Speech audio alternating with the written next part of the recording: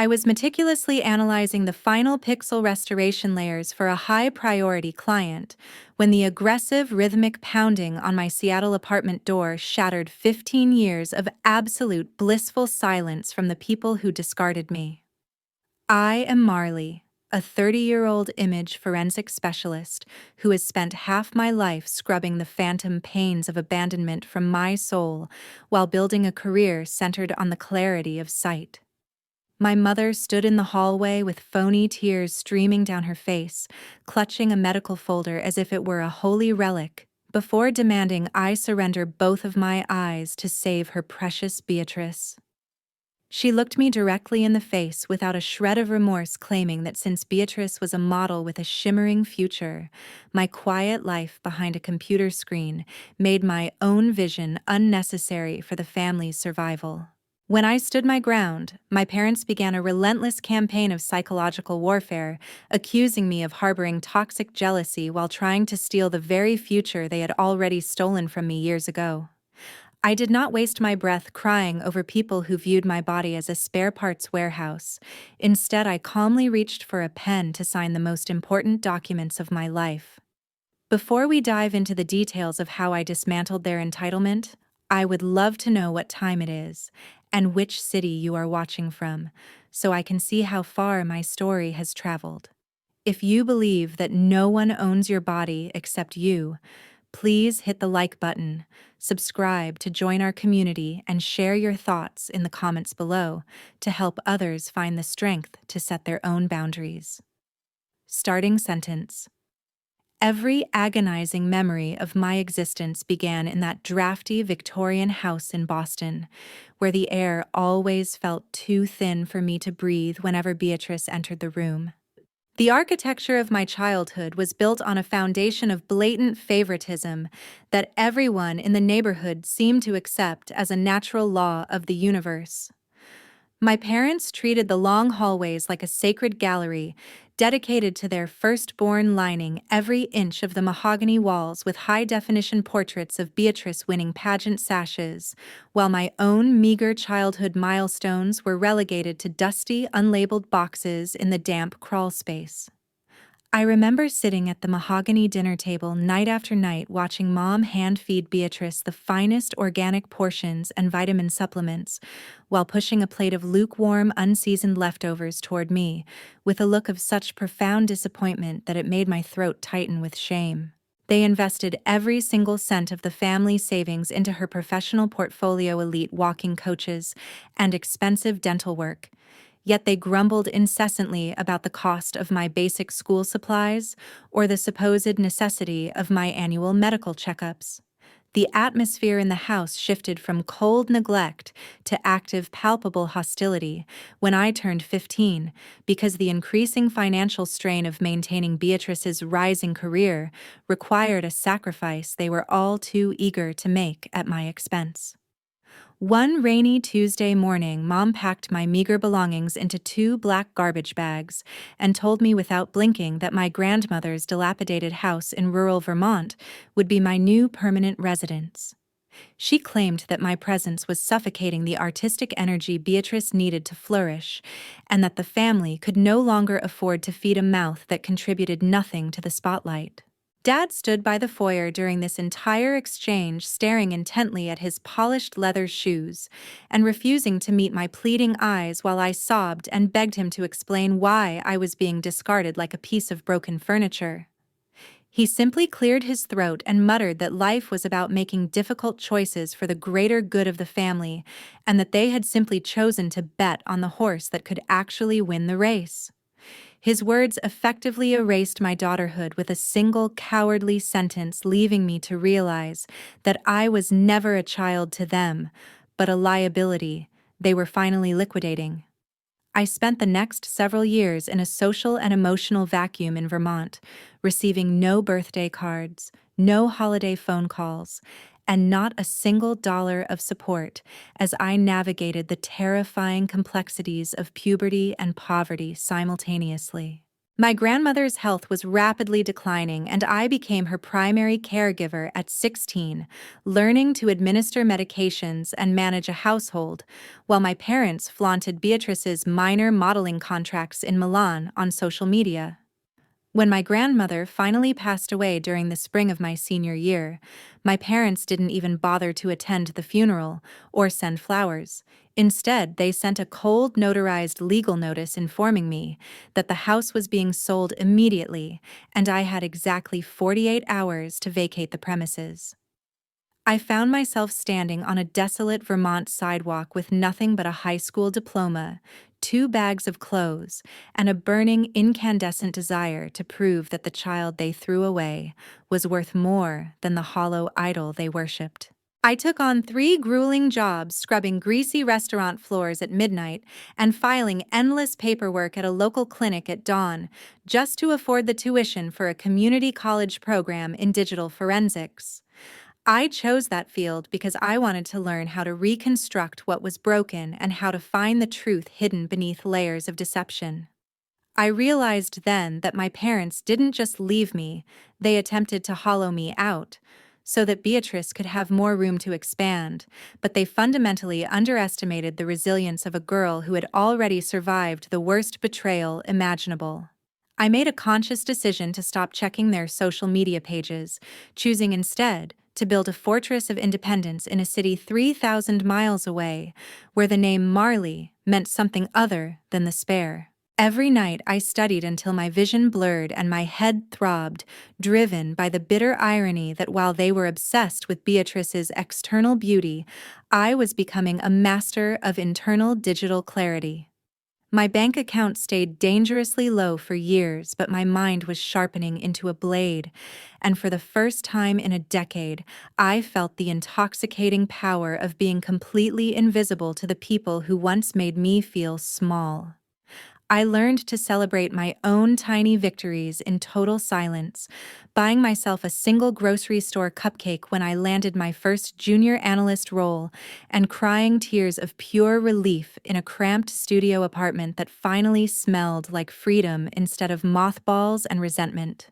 I vowed that the bridge back to Boston was not just burned, but pulverized into fine ash that I would never breathe again, never imagining that the very people who set the fire would one day come crawling through the smoke to demand the very eyes I used to build my new life. Beatrice was the sun they chose to orbit, but I was the dark matter they ignored, unaware that the universe eventually balances its scales in the most brutal and poetic ways imaginable. I sat in my small apartment watching the rain hit the window, realizing that my life had finally begun the moment I stopped waiting for them to love me. Starting sentence. 10 years after I crossed the state line into Washington, the skyline of Seattle became my sanctuary, a shimmering grid of steel and glass that represented everything I had built without a single cent of family support. I established myself as one of the most sought-after forensic image analysts in the Pacific Northwest, a profession that required an obsessive, almost religious attention to detail, and a refusal to accept anything less than the absolute, unfiltered truth.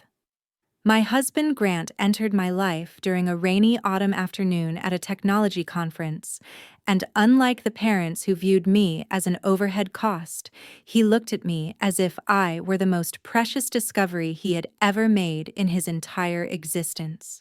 He knew the broad, painful strokes of my past, the freezing Boston house, and the garbage bags on the sidewalk, but he never once pushed me to reconcile with ghosts that simply did not deserve a place in my graveyard.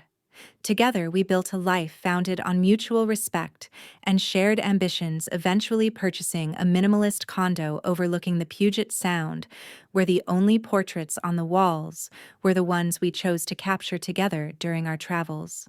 My days were spent in a high-tech laboratory peering through electronic microscopes and complex digital filters to recover crucial evidence for high-stakes criminal cases, a job that felt like a poetic rebuttal to a childhood spent being ignored and overlooked.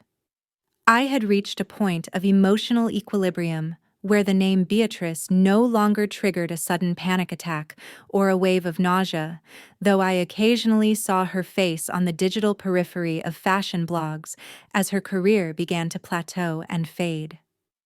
The industry was rapidly moving on from her specific brand of manufactured perfection, and I watched from a safe distance as her social media posts became increasingly desperate and filled with heavy, distorted filters.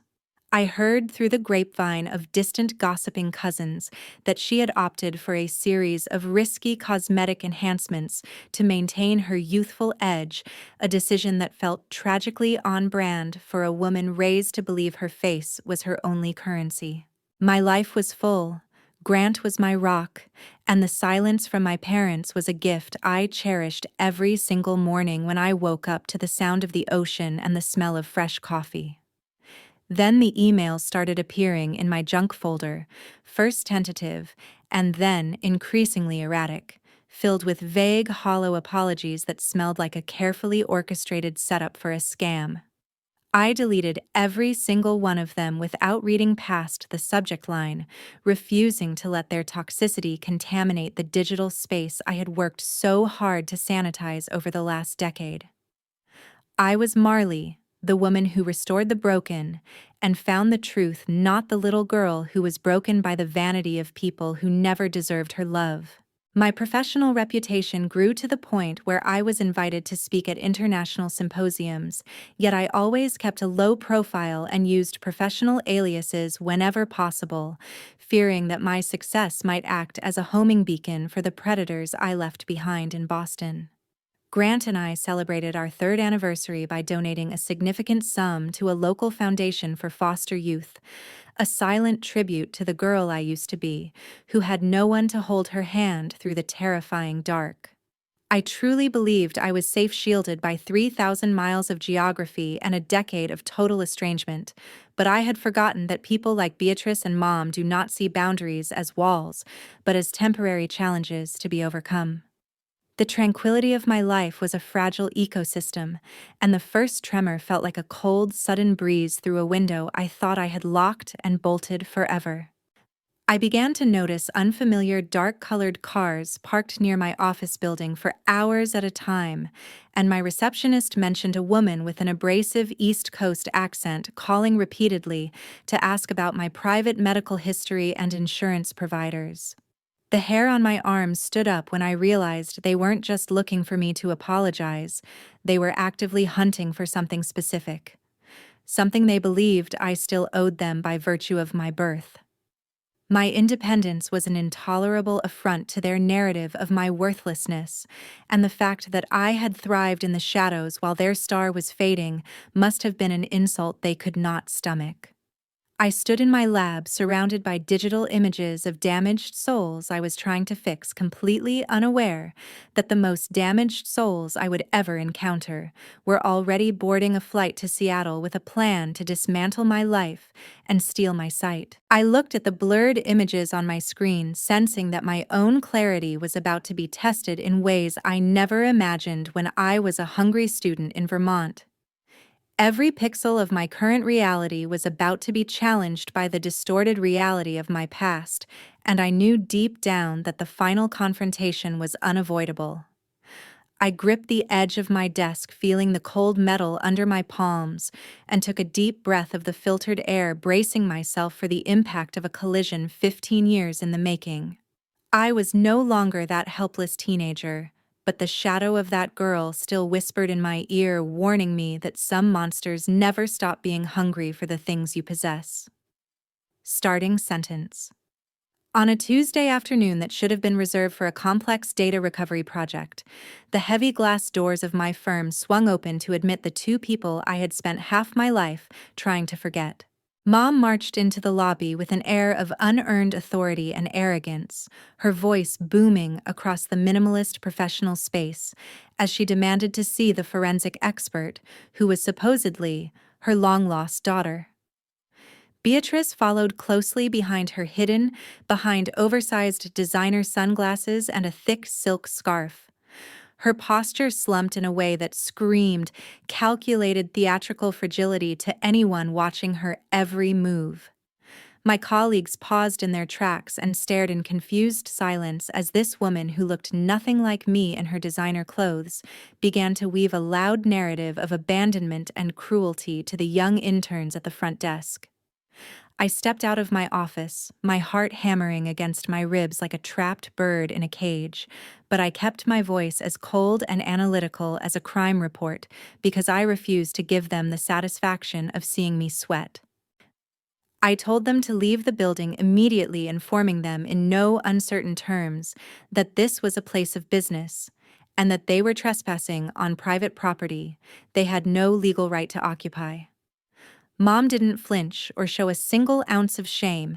Instead, she lunged toward me and grabbed my wrists with a grip that felt like rusted iron, screaming for everyone to hear that Beatrice was going blind because of a tragic accident, and that I was the only person on Earth who could fix it. She claimed that the expensive doctors in Boston had identified a rare, perfect compatibility in our genetic markers, and that a dual corneal and stem cell transfer was the only way to save Beatrice's career and her sanity. The sheer staggering absurdity of her request was matched only by her conviction as she described a permanent procedure that would effectively leave me visually impaired so that Beatrice could maintain her aesthetic marketability in the modeling world. My coworkers were whispering in the hallways, some looking at me with genuine pity, and others with a flicker of suspicion, as Beatrice began to sob softly into her scarf to emphasize her supposed weakness. I felt the familiar suffocating sensation of my childhood returning, that specific brand of toxic guilt they used to harvest my compliance when I was a child, but this time I had a decade of armor and a husband who loved me to protect my soul. I signaled for my private security team, and within minutes, 3 large men in uniform were firmly but professionally escorting my weeping mother and my silent sister toward the elevators. Mom was shouting over her shoulder that I was a heartless monster, that I was hoarding my perfect eyes, while my own flesh and blood withered in the dark, and that she would make sure the whole world knew how selfish I had become. After they were finally gone, the silence that followed in the office was heavier than the shouting, had been a thick, suffocating layer of judgment that seemed to coat every digital surface of my professional sanctuary. I went into my private office and locked the door, my hands shaking so violently that I couldn't even type my security password, the reality of their intrusion sinking in like a slow-acting poison in my veins. Serena, my lead analyst and closest friend, knocked gently on the glass and entered with a cup of hot coffee, her eyes filled with a mixture of horror and fierce protective loyalty. She didn't ask if I was okay because she knew the answer was a resounding no. Instead, she immediately started pulling the security footage from the lobby to document every second of their harassment for our legal records. We watched the playback of Mom's theatrical performance in silence, noting the way she looked directly at the security cameras as if she were auditioning for a role in a soap opera. Serena pointed out that their arrival wasn't a desperate act of love or a last resort, but a strategic public strike designed to embarrass me into submission in front of my peers and my clients. I realized then that they had probably researched my company's ethics policy and my public profile, hoping that a public scandal would force me to comply with their demands just to save my professional reputation. The depth of their calculation was chilling to the bone, but it also provided me with the absolute clarity I needed to stop treating this as a family matter and start treating it as a criminal one that required a legal response. I called Grant and told him to meet me at a safe location, fearing that they might try to follow me home or accost him at his own office to continue their campaign of terror. My sanctuary had been breached. The digital fortress I built was no longer enough to keep the physical monsters at bay, and the fight for my own autonomy and my own body had officially moved from the shadows of the past into the harsh light of the present. I realized that my privacy was a currency they were willing to spend to get what they wanted, and I had to decide if I was willing to pay the price of my silence or if I was going to fight back with everything I had. The air in my office felt stale and contaminated, and I knew that I could never look at those glass doors the same way again. I looked at Serena, seeing the resolve in her eyes, and I knew that I wasn't alone in this fight, but the burden of the decision still rested squarely on my shoulders. I was the one who had to decide how far I was willing to go to protect the life I had created from the wreckage of the one they had destroyed. Starting sentence. Later that evening, the neon lights of a small diner on the outskirts of the city flickered through the rain-streaked windows as I sat across from Dad, who had finally decided to break his silence. He looked much older and more defeated than I remembered from the day he watched me leave his skin sallow and gray under the harsh fluorescent lights of the diner, but his eyes still held that familiar flicker of cowardice. He didn't ask a single question about my life in Seattle or about the husband he had never met or the career I had built from nothing but my own sweat and tears.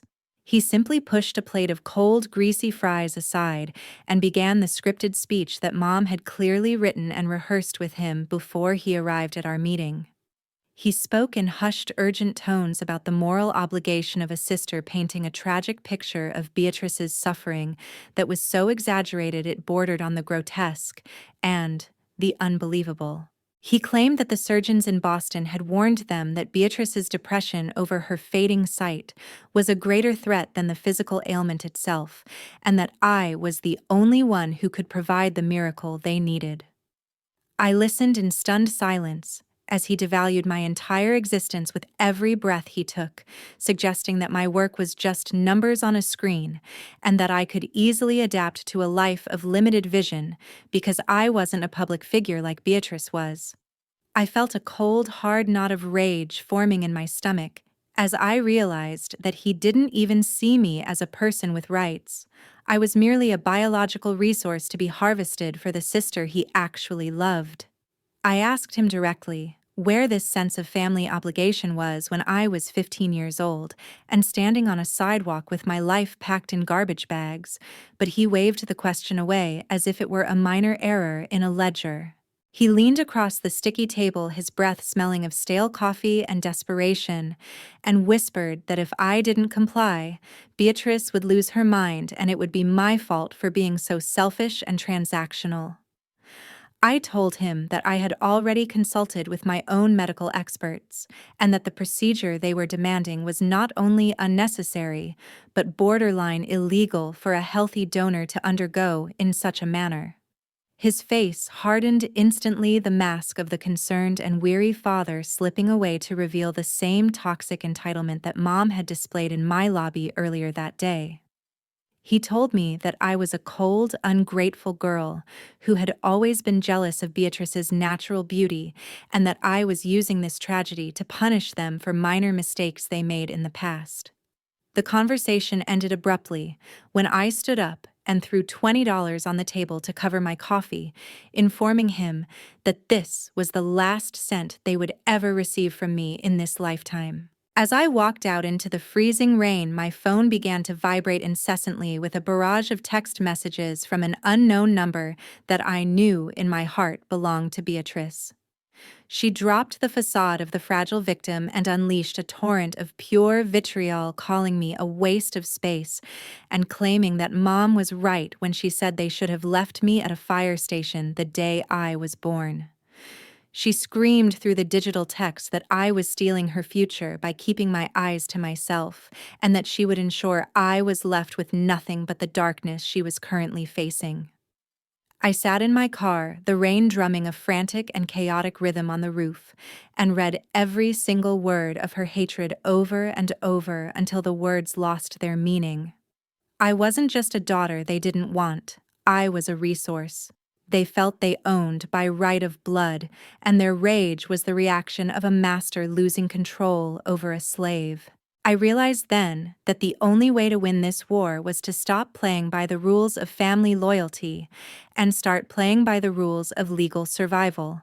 I called Grant and told him that we needed to move to a hotel for the night, feeling the walls of our beautiful condo closing in with the knowledge that they were out there, lurking in the shadows of my success.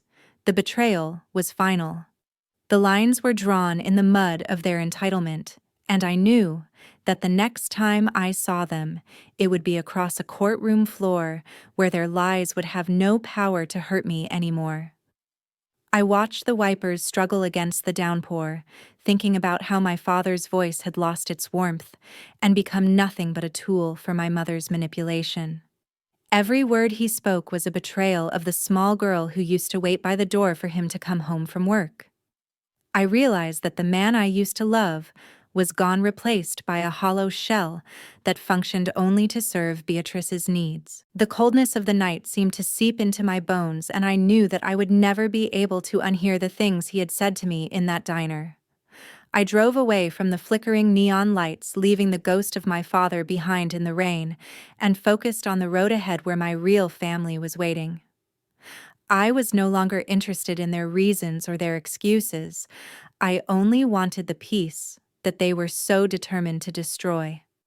The silence in the car was a relief compared to the noise of their demands, and I began to plan my next move with the same precision I used at work. Starting sentence. 2 days after that harrowing confrontation in the diner, the sterile, unyielding light of Mark Sullivan's law office felt like the only clean thing left in a world that had become increasingly distorted by my family's lies. Mark sat behind his heavy mahogany desk, his expression a mask of professional outrage as he sifted through the printed screenshots of Beatrice's text messages and the security footage from my office. He had been a close friend of Grant's for years, a man who specialized in high-stakes civil litigation and protection orders, but even he seemed taken aback by the sheer unadulterated audacity of the medical demands. He informed me that he had made several confidential inquiries into the medical facility in Boston, where Beatrice was supposedly being treated, and the findings were even more disturbing than I had anticipated. Beatrice hadn't been in a tragic accident at all. She had suffered a severe, irreversible reaction to an unapproved experimental cosmetic pigment injection into her irises. She had sought out this dangerous procedure in a desperate attempt to change her eye color for a specific modeling contract she was obsessed with winning at all costs. The genetic compatibility Mom had screamed about in the lobby was a complete and utter fabrication, a narrative designed to guilt-trip me into a procedure that no reputable surgeon in the United States would ever perform. They weren't trying to save Beatrice's sight through a standard legal transplant. They were trying to bypass the national transplant list by coercing me into a private, highly questionable surgical arrangement.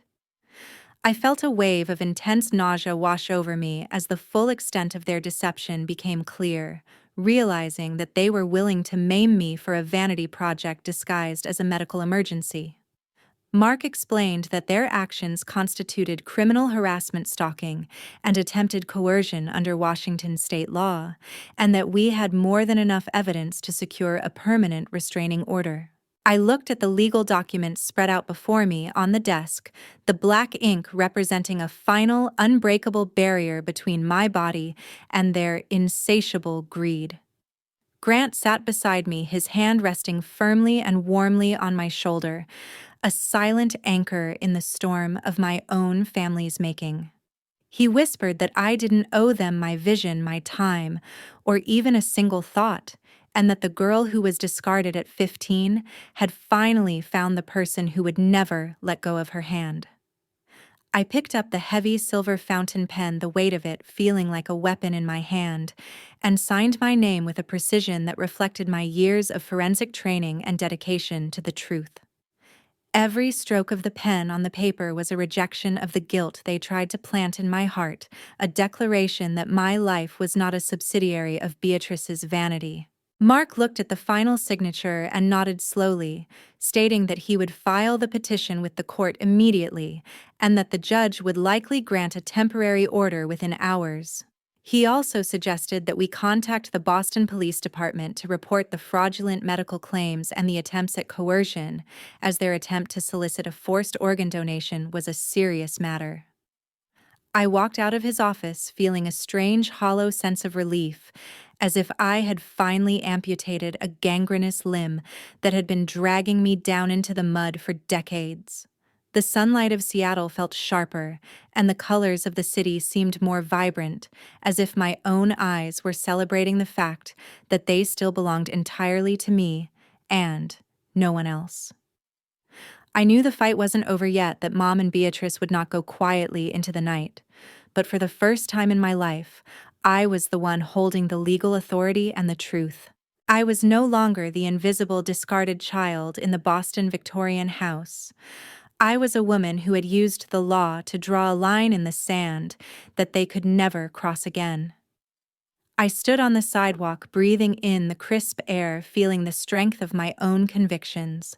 The skyscraper windows reflected the blue sky, and I realized that my vision was worth more than their entire empire of lies. I thought about the experimental procedure Beatrice had undergone, the sheer vanity of it, and the irony that she wanted to steal my natural eyes to replace the ones she had ruined with chemicals. It was a cycle of destruction that I was finally breaking. I looked at Grant, and for the first time in weeks, I gave him a genuine smile that reached my eyes. We walked together toward our car, leaving the legal fortress behind, knowing that we had the truth on our side. The weight of the world was still there, but it was no longer crushing me because I had chosen to stand up for myself.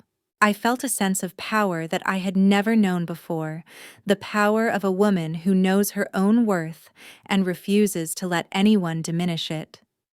My journey was far from over, but the path ahead was finally clear of the debris they had thrown in my way. Starting sentence.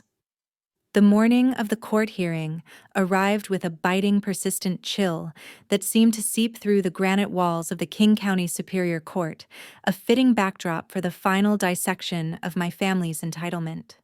I stood in the marble hallway, flanked by Grant and Mark, watching as Mom and Beatrice approached the heavy courtroom doors with a flock of local news reporters they had somehow managed to tip off. Mom was dressed in a heavy mourning veil and a tailored black suit, looking every bit the grieving noble matriarch, while Beatrice leaned heavily on her arm, her eyes still hidden behind those dark glasses to maximize the theatrical effect. They didn't see me as a daughter or a human being. They saw me as a prop in the grand drama they were staging for the public, a villainous sister who was hoarding the gift of sight for herself. When the bailiff finally called our case, the atmosphere inside the courtroom shifted as Mark began to present the evidence, his voice calm and clinical as he dismantled their narrative piece by piece for the judge. He played the audio recordings of Mom's threats at my office, showed the screenshots of Beatrice's vitriol, and most importantly, presented the affidavit from the Boston Medical Board regarding the fraud. The judge, a formidable woman with a reputation for no-nonsense rulings, watched Mom with a look of increasing distaste as the depth of the deception was laid bare in open court. Mom tried to interrupt several times, screaming about motherly love and the sanctity of family blood, but the judge silenced her with a single sharp rap of the gavel that echoed like a gunshot in the quiet room. Beatrice's lawyer tried to argue that her client was in a state of extreme emotional distress and that her words should be dismissed as the ramblings of a desperate woman, but Mark countered with the evidence of her premeditated plan to ruin my life. The turning point came when Mark revealed that Beatrice had already attempted to bribe a technician at a private clinic to perform the procedure illegally if they could procure the donor through force or manipulation.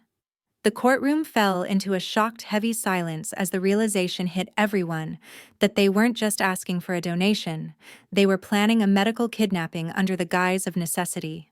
The judge's face was a mask of cold fury as she looked at Mom and Beatrice, stating that she had never seen such a grotesque display of parental malpractice in her 30 years on the bench. She granted the permanent restraining order on the spot, barring them from contacting me, Grant, or my place of employment for a minimum of 10 years, with the threat of immediate jail time for any violation. She also officially referred the case to the district attorney's office for potential charges of solicitation of a forced medical procedure and felony harassment.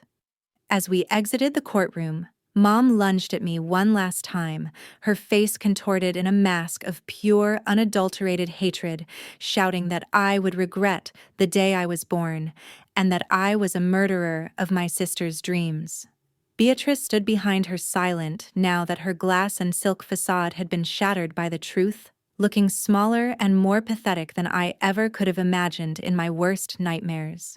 I didn't say a single word to them. I simply turned my back and walked toward the elevators with Grant, the sound of Mom's screaming fading as the heavy steel doors finally slid shut.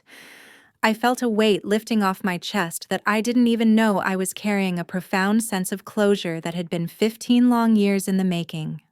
The golden child had finally lost her luster in the eyes of the law, and the discarded daughter was the one who walked out into the light, eyes wide open and heart finally at peace. I could see the city stretching out before me, a place where I was finally safe from the people who were supposed to protect me. The legal battle was won, but the victory felt more like a rebirth than a triumph. I looked at the reporters outside, their cameras flashing, and I felt nothing but a deep, quiet resolve to never let anyone dim my light again. I was Marley, and I was finally free of the shadows that had followed me since I was 15. The air was cold, but it felt clean, and I took a deep breath, letting the reality of my freedom sink in. I knew that they would try to spin their story, but the truth was now a matter of public record, and their power over me was gone forever. I looked at Grant, and the love I saw in his eyes was the only validation I would ever need. We walked away from the courthouse, our footsteps echoing on the pavement, leaving the ghosts of Boston far behind us. The future was mine to write, and I was going to make sure it was a story of my own choosing. Starting sentence, 1 year has passed since the gavel fell in that Seattle courtroom, and the silence from my parents has become the most beautiful melodic sound I have ever heard in my entire life. I am standing on the balcony of my new home today, a house filled with light and the genuine laughter of a family I chose for myself rather than the one I was cursed with by blood. Beatrice is currently serving a suspended sentence in Boston, her career in tatters after the story of her fraudulent medical claims went viral in the international fashion world, leaving her a pariah in the industry she once worshipped. Mom is buried under astronomical legal fees and a mountain of debt from the failed lawsuits she tried to bring against my firm, a poetic justice for a woman who spent my childhood trying to bankrupt my spirit. Dad finally left her 6 months ago, apparently unable to bear the weight of the social shame and the financial ruin they brought upon themselves, though I ignored his late-night emails begging for a fresh start. I realized that a fresh start for him meant another chance to be a coward in my house, and I am no longer in the business of providing safety nets for people who once pushed me off a cliff. My eyes, the ones they deemed unnecessary for my quiet life, now see a world that is vibrant, honest, and full of genuine love, unclouded by the toxic smog of their narcissism. I have dedicated a significant portion of my firm's annual profits to a local nonprofit that helps young adults transitioning out of the foster care system, ensuring they have the support I was denied at 15. My life is a living testament to the fact that you can rebuild a cathedral from the rubble of a tragedy, provided you are the one holding the architectural plans and the tools. I look at Grant, who is currently reading a book in the warm sunlight of our living room, and I feel a surge of gratitude for the man who truly saw me when I was invisible to everyone else. The lessons I learned through this ordeal are etched into my soul, not as scars of victimhood, but as marks of a warrior who fought for her own light and her own body. I learned that biology is not a contract for ownership, that motherhood is a privilege that can be forfeited through cruelty, and that no one has a right to your body or your future simply because they share your DNA. I stopped looking for apologies from people who are fundamentally incapable of feeling regret, finding my own peace in the strength of my boundaries and the clarity of my vision. To anyone listening to this story who feels trapped by the expectations of toxic family members, I want you to know that you are not a resource to be used and discarded.